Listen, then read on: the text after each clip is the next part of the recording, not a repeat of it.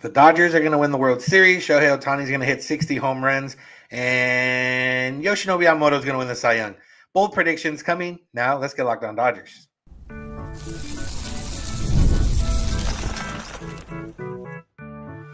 You are Locked On Dodgers, your daily Los Angeles Dodgers podcast. Part of the Locked On Podcast Network, your team every day.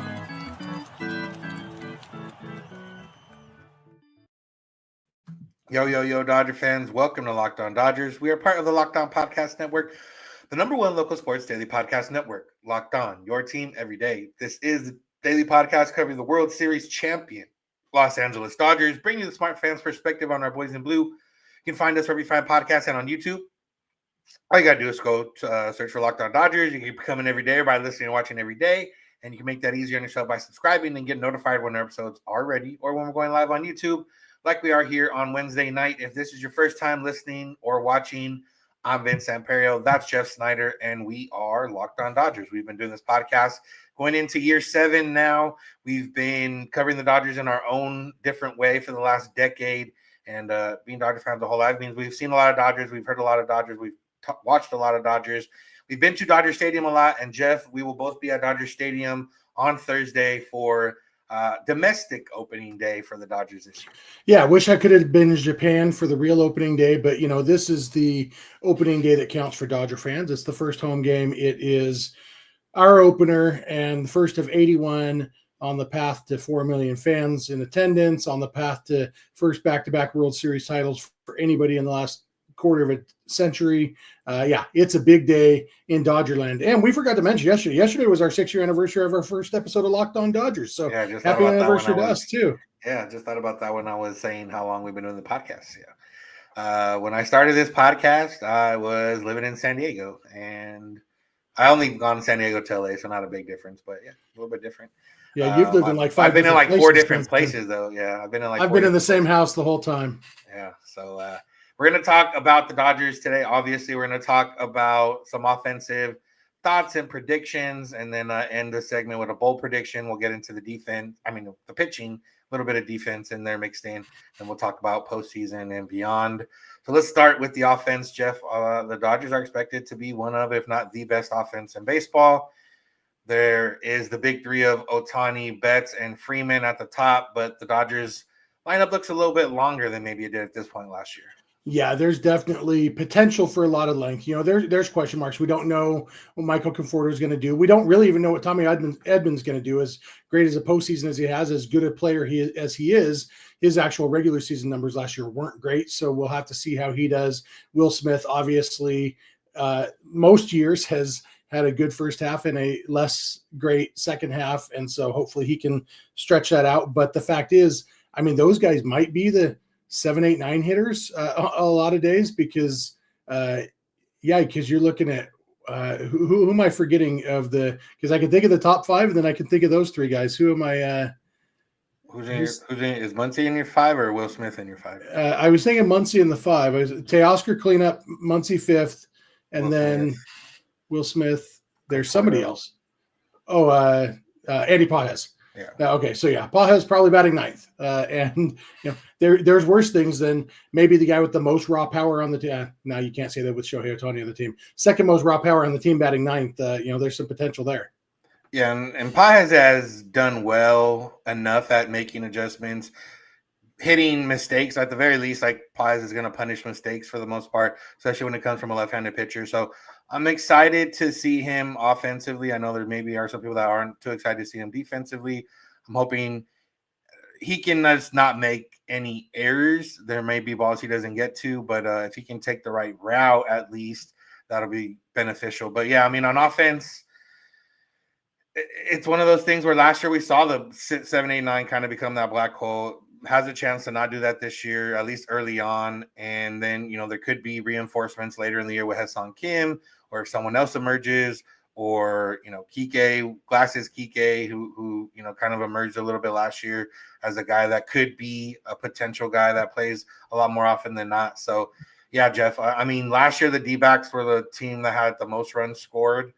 Are we thinking Dodgers passed them up? They lost Christian Walker. They replaced them with Bo Naylor, but I don't know. I feel like this Dodger team is going to score in bunches. Josh Naylor, not Bo Naylor, right? Yeah. They got Chubby Naylor. Wrong Naylor, yeah. Yeah. I think the D-backs got worse and the Dodgers got better. And I expect the Dodgers to lead the league in scoring and, be at least in the top 2 or 3 in scoring and the top 2 or 3 in preventing runs, which is a really good combination towards winning games because that's how you win games, is by scoring more runs than your opponents. And the Dodgers seem well equipped to do that on both sides, specifically on the offensive side. It's going to be interesting the first little bit of the season because we do have Shohei recovering from surgery, Freddie recovering from surgery, Mookie recovering from illness. Your MV3 all could potentially be a little bit slow starting this year. That maybe not. Maybe they'll be just fine. But it's one of those things where it is kind of nice that the Dodgers do have so many off days this early in the season, so that seems like the schedule kind of lines up with their needs health wise. But also, like we talked about, that gives the other guys in the lineup the opportunity. Max Muncy, Teoscar Hernandez, Will Smith, those guys, and even farther down, Michael Conforto, Andy Pages, the chance to step up and kind of take some of that weight off the MV3 and kind of set the tone for the whole season. Because, we saw last year, there were several times early in the season where we're like, the Dodgers are in first place and they're really not playing that well. They're really not clicking. And eventually they clicked and they won the World Series. And that's kind of what I'm expecting this year again, is a little bit of it's going to take a few weeks to a month to really start to click. Yeah. And spoiler, we have a bonus episode coming with one of the producers of the Apple series doc. And when I was watching that doc, I don't go back and watch the games as often. I feel like maybe as often as I should, but you got to think like the first 2 runs of game 1 and the last 2 runs of game 5 were all sac flies in the World Series. The Dodgers got it done in a few different ways last year, and I think that's where this offense can be a little bit different than maybe years past, where it's not all power. Ohtani hit for average last year. Mookie hit for average last year. Freddie, usually hits for average. Teo did a pretty good job hitting for average. Guys beyond that, maybe not as much, but again, maybe not the strikeout heavy team that we're used to seeing. And that's going to help put up a lot of runs because, like I said, those were 4 key important runs that all came because somebody did their job. Yeah, but also Tarek Strubal's pitching for the Tigers tomorrow, so don't freak out if the Dodgers don't score a bunch of runs because he is maybe the best pitcher in baseball. Yeah, definitely. All right, let's end this with a bold prediction of yours about the offense, whether it's the offense entirely or an individual player, however you want to do it. My bold prediction, I hope it's bold. Mookie Betts is going to steal the most bases he has in a season since he came to the Dodgers. He stole 30 his MVP season in 2018. But then the most he's stolen with the Dodgers is last year's 16. I think Mookie Betts is going to steal 28 bases this year and, not necessarily change his game, go back to being a speedster, but I think we're going to see a more aggressive Mookie Betts on the bases. All right, I like that. I like stolen bases. I'm a fan of that. All right. Last year my bold prediction was 6 guys with at least 30 homers. I'm going to half that and up the ante. So I'm going to go 3 guys with at least 40 homers. For bonus points, it'll be Ohtani, Teo, and Muncy. But, yeah, I think the Dodgers are going to have 3 guys with at least 40 homers. I like that. And I have a hard time disagreeing with that. That's a fun one. I definitely would be on board with that. I like that one a lot. Yeah, last year, one of yours was the back-to-back-to-back. They did it once. I said twice. Right? They did it once, yeah, to lead off the game. And you know what? Maybe they'll get the other one this year for me. Yeah, that'll work out definitely for sure. All right, next we're going to talk about pitching, starters, relievers, and then end with another bold prediction. So make sure to keep it locked on Dodgers.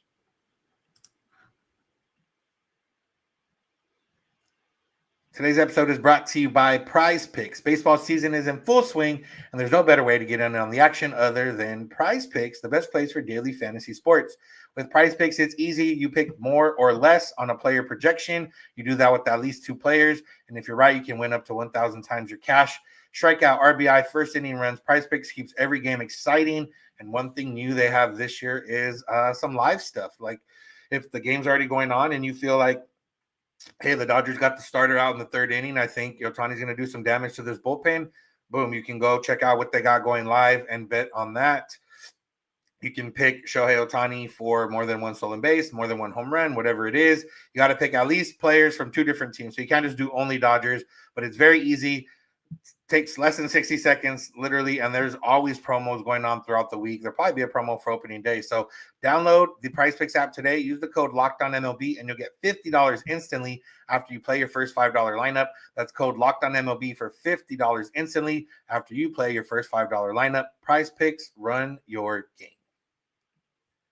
Today's episode is also brought to you by Supply House. Get the supplies you need from the site made for the skilled trades, Supply House. Whether you're in plumbing, HVAC, or electrical work, Supply House is the reliable way to order your products online. Their easy-to-use website is packed with helpful resources and the latest product info to help you get the job done right. Plus, with the complete inventory of over 200,000 parts from 400-plus top brands, you'll find exactly what you need delivered fast from coast to coast. If you need help with an order, Supply House offers expert support and industry-leading service, so you always talk to a real person. And for trade pros looking for that extra edge, their free Trade Master program offers exclusive perks like a dedicated phone line, free shipping, and discounts on every order. Thousands of skilled professionals are already taking advantage, and now it's your turn. Join the Trade Master program today at supplyhouse.com/TM and start ordering plumbing, HVAC, and electrical supplies with just a few clicks.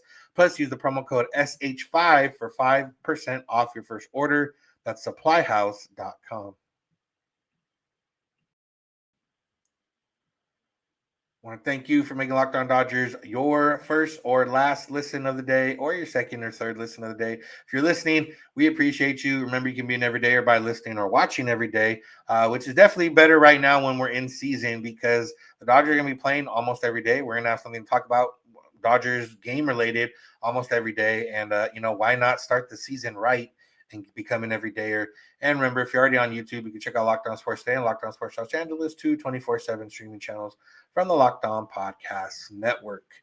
All right, Jeff, pitching. Like you said in the last segment, the Dodgers are probably going to be very good at scoring runs. They're probably going to be very good at preventing runs.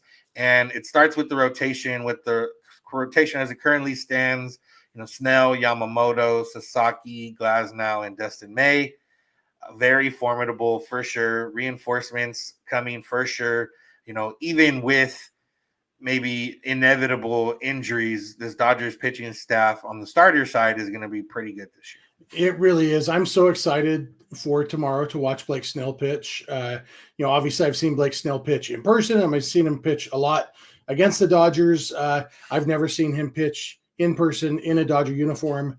And I am very much looking forward to that, because he has some of the filthiest stuff in baseball. He is a guy who, obviously, when he wasn't on the Dodgers, especially because, he went from playing against the Dodgers in the World Series to playing for a division rival to playing for a different division rival. He's a guy who we've loved to hate over the last few years, but he was always a guy for me who's like, well, yeah, he's one who I would just go straight to loving if he was on my team, because he is so good and so much fun to watch. And so, I love that he is starting the home opener to kind of set that tone, because he is a guy who I have a hard time seeing the Tigers get a hit off him tomorrow, knocking on wood, just all sorts of wood here I'm knocking on. Yeah. If they are going to get base runners, it would probably come via the walk, which has been the one knock on him, efficiency in the past. We'll see, he ran into a little bit over there in Tokyo, but that who knows what he was working on over there. So we'll get to see him firsthand here at Dodger Stadium. He'll get to see what Dodger Stadium looks like when it's rocking in favor of you. That'll be fun. And I think you don't want to get too excited. Maybe you do. I don't know. But it's one of those things where you look at the stuff of this team, like the stuff, not even everything else, just the pure stuff. You have, Blake Snell, who has some of the best stuff in baseball, who's already won 2 Cy Youngs, who has gone in incredible streaks in the second half of the season the last 2 years. And then you got, Yoshinobu Yamamoto we saw what he could do last year. He's ramped it up a little velocity-wise. We'll see if he carries that. And, he's got some devastating off speed. You got Roki Saki, who some people think might be the best splitter in baseball already. You have Glasnow, who comes at you, with all that height and a nasty curveball. We talked about the curveball breaking at 55 feet, and guys have already swung before the ball even hits the ground. And then you got Dustin May, who's had some of the craziest movement out there, but not necessarily been able to put it together or be healthy enough.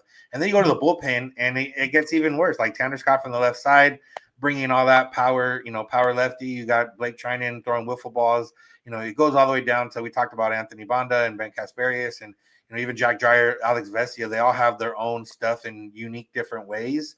And, a couple of those guys ramp it up in the high 90s. A couple of those guys don't, but has that IVB that we've talked about a lot. And, it's just fun to think about all the pitching the Dodgers have. It really is. And this whole roster, I know we're on the pitching section, but it's fun to me that we have spent so much time talking about Chris Taylor, the last spot on the roster, because there's just not much to complain about. And the actual parts of the roster were with the guys who are actually going to play a lot. There's just so many good players, and that definitely includes the rotation and the bullpen. And the Dodgers went into this last offseason, you could tell, with a mission to make sure that they never have to throw a bullpen game in the postseason again, and that any reliever that they never have to have, may he rest in peace, Brent Honeywell, pitch in a World Series game again. There is no Brent Honeywell on this team, and that's a good thing, because Brent Honeywell, for all of his good qualities, pitching ability isn't necessarily one of those. And now the Dodgers, it is like the bottom of the bullpen is really, really good, and the reinforcements who are available when injuries happen and whatever. You got guys coming back from injuries. You got so much in the rotation and the bullpen. There is just so much quality on this pitching staff. It's a couple of our friends have termed it an embarrassment of pitches, and I probably can't say that with a straight face, but it's really, really good. Yeah, and like you said, the reinforcements, the other arms that could come in. I mean, we've talked about the healthy arms. We didn't mention Michael Kopech. We didn't mention Evan Phillips, who are going to come at some point. And then you look at the 40-man roster, and you got Nick Frasso, who's, shown stuff, and he's coming off surgery, so might take him some time. Tony Gonsolin should be back at some point. Brusdar Graterol should be back at some point. Edgardo Henriquez, Kyle Hurt, Emmett Sheehan's supposed to come back at some point in the season. Kershaw, Ohtani, obviously on the mound. You got Justin Robleski down there. You got Landon Knack down there. Did you say Bobby Miller?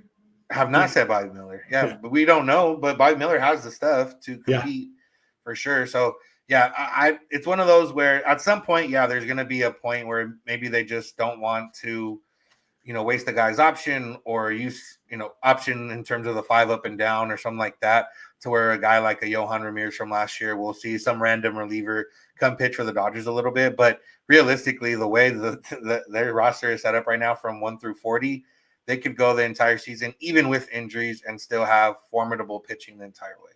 Yeah, and that's something that, this Dodgers historically have been a pitching team, over the decades. It's known as a pitching franchise, but we saw last year how gut-wrenching it can be when you don't have the pitching depth. And that's why that's the thing that's most exciting for me about how this last offseason went, was the depth and quality depth that they've added to that pitching, so that hopefully we don't ever have to go through the stress of a bullpen game in the postseason again.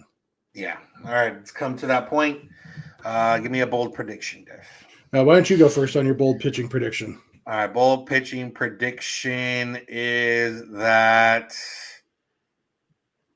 you know how much I love Glasnow. I'm going to go with Glasnow finishes top 10 in Cy Young voting and lasts the entire season.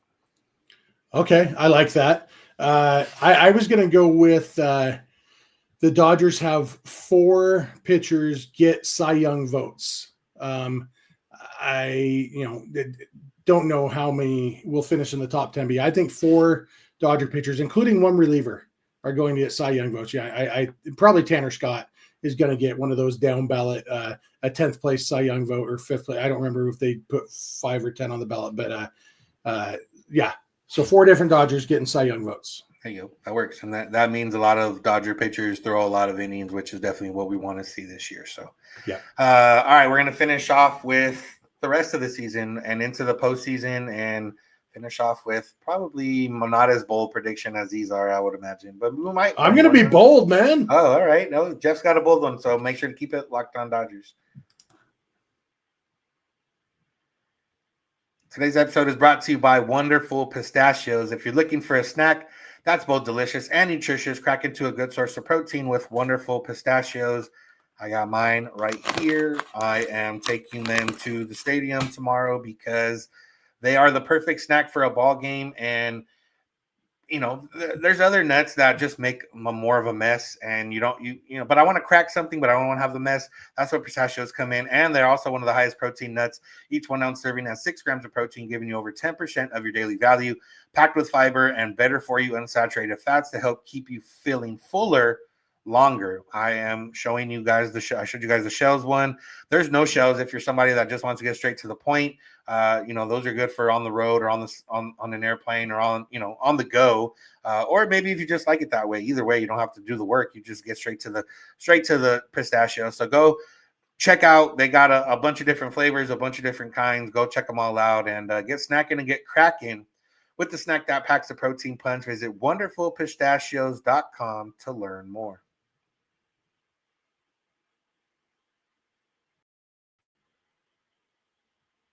I want to thank you for being an everydayer. If you are one an everydayer, is just someone that listens or watches every day. That is important for us because that means that you guys are into the show. If you can tell your friends and family about us, that would be great. There's probably people out there that maybe haven't heard of us or don't know, and they're Dodger fans. There's a lot more Dodger fans than we have subscribers. So there's definitely more for us to gain out there. So make sure to go do that. We're going to be here for you through the entire season. And there's no reason not to be with us. And you can also go beyond the podcast and become a Locked On Dodgers insider at joinsubtext.com/LockedOnDodgers. Get text directly from us with any news, updates, and more. And now that we're in season, maybe, some videos from pregame stuff when I'm there for work. And you can also join our exclusive Discord server, which should be on and popping now as the season gets going. So joinsubtext.com/LockedOnDodgers. All right, Jeff. Really quick, speaking of our Discord server and our insiders, Seth Klein, one of our insiders, posted on the Discord server a picture of his bag of wonderful pistachios. Said he is susceptible to our advertising. So thank you, Seth, for supporting our sponsors and for being an insider.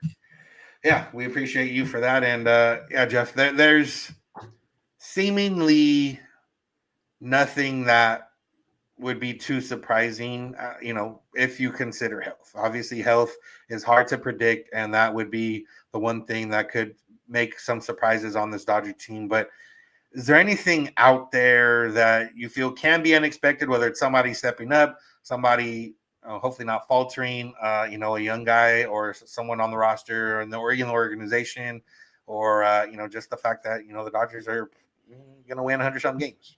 Yeah, I mean, the good thing about baseball, one of the many good things about baseball, is that every year something that has a 3% chance of happening happens. Last year, imagine if one of us, our bold prediction had been Tommy Edman will win NLCS MVP for the Dodgers. It's crazy. And then that happened. Or Freddie Freeman will miss more games than he's ever missed in a season in his career and cap it off with the most historic home run in World Series history. Just these things, you can't predict specifics. But I expect when we look at the big picture at the end of the year, it's going to be, that's about what I expected. Yeah, the Dodgers win a crap load of games, and then, the Dodgers, you get to the postseason and there are no guarantees. It is a crapshoot. You look at how, if anything had gone differently last year, just a handful of things. If Nestor Cortez throws a better pitch to Freddie Freeman, maybe the Yankees win that game. And then if Aaron Judge catches the ball, the Yankees probably win game 5, and suddenly they're going back to LA, Dodgers down 3-2. It's all this stuff, that the points that Yankee players have tried to make, that Nestor Cortez was trying to make about how, that series was closer than the 4-1 that ended up as. And, yes, I do believe the Dodgers were the better team. I believe the Dodgers played better. That's why they scored more runs. But it wouldn't have taken that many things to change for the Yankees to have played better than the Dodgers and for the Yankees to win that series. And so, it's so hard to really have any idea. All you can do as a general manager building a team is put together the best team possible. And as a fan, hope that the team stays healthy and then plays well in October, because we've also seen that. Oh, he's healthy, he just isn't hitting right now. Or he's healthy, he just didn't pitch well. And, so, yeah, I absolutely expect unexpected things to happen. I just, have no idea what they will be, because if I did, then by definition they wouldn't be unexpected, you know? Yeah, for sure. I think we didn't do this segment specifically last year, but it was either some type of bold prediction or something like that. And I think I had Trey Sweeney as the guy that'll play significant time at shortstop for the Dodgers, or whatever the wording was. It was correct in a way, but not for the Dodgers. He played in the postseason. Yeah, he played in the postseason. He did have an RBI in one of the games that they won. And, yeah, he did play a role for a team in the postseason, just not the Dodgers. But, yeah, I mean, it's easy to say Dalton Rushing. You know, it's easy to mention, Ha-Seong Kim if you believe in him. But is there anybody else beyond those two that you think, all right, they could contribute in some way to this team? I think on the offensive side, as far as guys currently in the organization, it's probably those guys. I think more likely is on the pitching side, where we could see a Jackson Ferris, step up. We could see Bobby Miller, maybe Bobby Miller pumping 101 out of the bullpen. It's something like that. Somebody who is currently slated to be in AAA. We don't really know what they're going to be, and steps up one way or the other. Last year we absolutely never said the name Ben Kasperius in last year's bold predictions episode. And Ben Kasperius ended up playing a big part for the Dodgers in the postseason. He started playoff games, started a World Series game. And it's, that's the kind of thing that whether it's Ben Kasperius or whether it's Jackson Ferris or Patrick Copen, who pitched against the Angels last night. Like that dude, he's got really good stuff. And, his season was ended early because he took a comebacker off the face, and it affected his offseason. I wouldn't be surprised at all if Patrick Copen makes his major league debut this year. And I would guess there's a lot of Dodger fans who the first time they ever heard of him was last night when he pitched against the Angels in the Freeway Series. The Dodgers just have so many arms in the minor leagues that, a guy like Edgardo Henriquez last year, they've got, I can't even remember the guy's name right now, but they have another Yin. His last name is like Yean, and he throws like 102. And I can't even remember his first name right now. He could be this year's Edgardo Henriquez, and we'll be saying, remember that time you couldn't even remember his name, Jeff? Reynaldo. Yeah. Dude throws hard, and what the Dodgers do with these things. So I think on the pitching side, we're a lot more likely to see that sort of surprise name than on the offensive side. Yeah, offensively, there's Alex Freeland, who plays shortstop. He's 23 years old. He would be probably closer to the majors, and a lot of different organizations are already in the majors. And a lot of different organizations, like that's the only name. The Dodgers have, if anything, they have more infield depth on the team. Like Rojas, Kike, and even Taylor can all play short. They might not necessarily need that. You're not going to probably see DePaula or Zaire Hope on this team. If those two guys are in a different organization, you probably might see them this year in either on a bad team or a team that lacks depth. I mean, we saw Cam Smith got drafted last year, and he's going to start in right field for the Astros, and he wasn't even an outfielder. So, there's ways for some young guys to get in there for the Dodgers. It would take a lot at this point to kind of get to where they're at. But it'll be fun to kind of think about it as the time goes on. But yeah, I don't know. Offensively, no. Pitching wise, we've mentioned almost all the names that I could think of. I know someone mentioned Jared Karros. He's a guy that's of age that could maybe eat some innings at some point, but realistically, they also mentioned Ronan Kopp, who lefty, hard throwing lefty, who if he could throw strikes, he definitely has potential to take a big step forward. Could be any of those guys. Like that's the thing. That's why I love being at spring training. Go back to those backfields. You're just like, wait, who's this guy who's pumping 98? It's wild what the Dodgers have. Yeah. All right. Bold prediction for the season as a whole. Okay. Obviously, it's not bold to say the Dodgers are going to win the World Series. I think they are better equipped than any team in the last quarter century has been to repeat as World Series champions. And I think they're the team that gets it done. But my bold prediction is following up. I hinted at it a minute ago. You just didn't know I was foreshadowing when I said if either of us had predicted last year that Tommy Edman would be an LCS MVP.